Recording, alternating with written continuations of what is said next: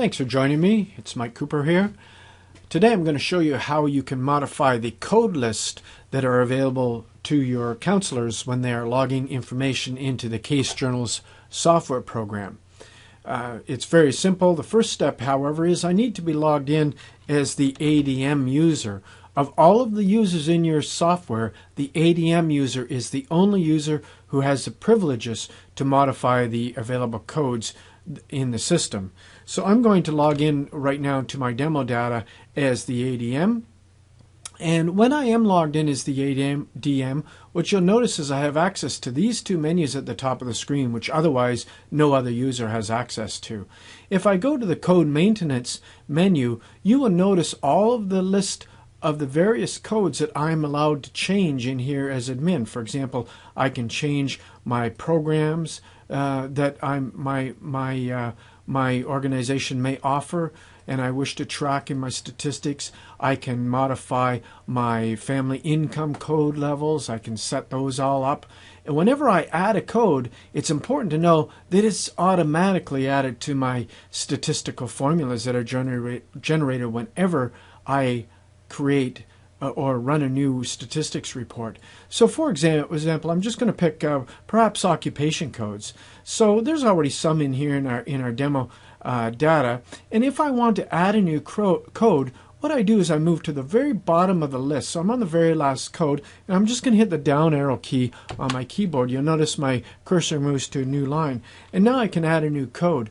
Codes can be alphanumeric. In our demo, they're basically numeric, but they can be alphanumeric. So for example, if I want to add a code AF for armed forces,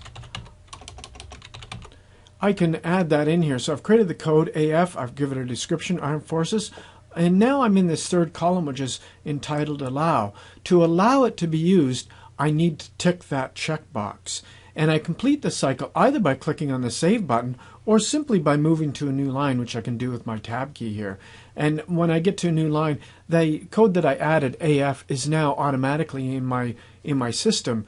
I've ticked it to allow it to be used by my counselors, and now if they use that code, it's automatically going to be reported in my statistics for me.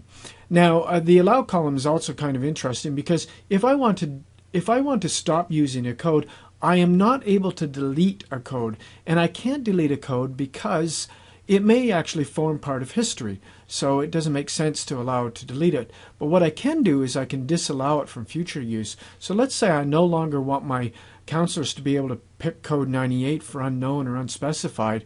I can untick this allow box, and now that no longer the code 98 will no longer appear as a valid option when they're trying to find a code for occupation.